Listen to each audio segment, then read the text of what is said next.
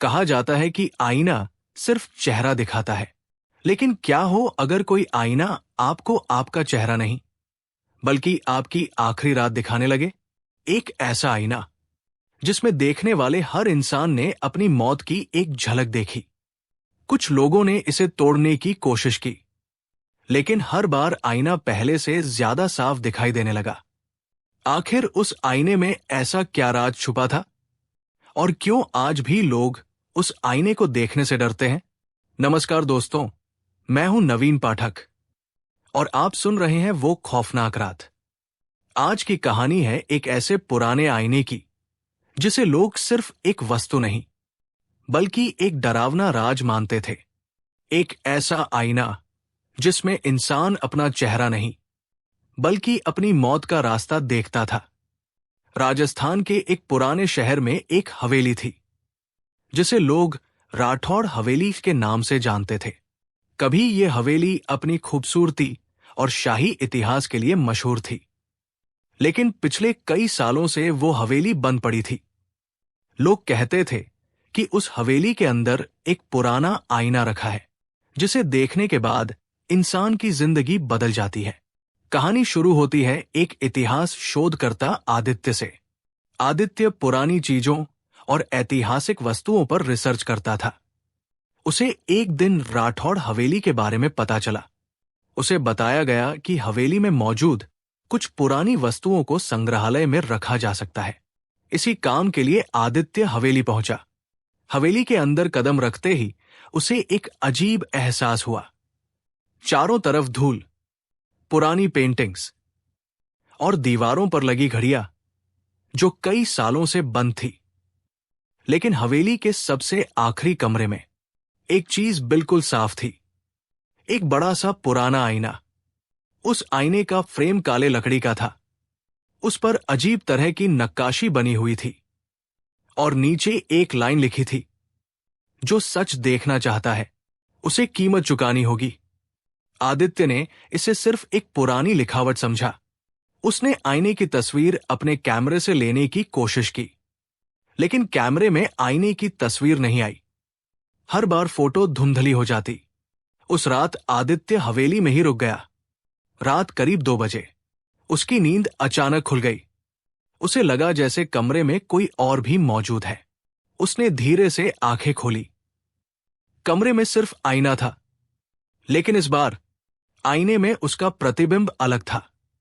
आदित्य आईने के सामने खड़ा हुआ। उसने देखा, आईने में वो खुद नहीं था। वो एक सुनसान सड़क पर खड़ा दिखाई दे रहा था। बारिश हो रही थी। दूर एक कार की हेडलाइट आ रही थी। और फिर अचानक आईने का दृश्य खत्म हो गया। आदित्य घबरा गया। उसे समझ नहीं आया कि उसने क्या देखा। लेकिन अगले दिन उसे पता चला कि हवेली के पुराने मालिक के बेटे की मौत बिल्कुल इसी तरह हुई थी। बारिश वाली रात, सड़क दुर्घटना में।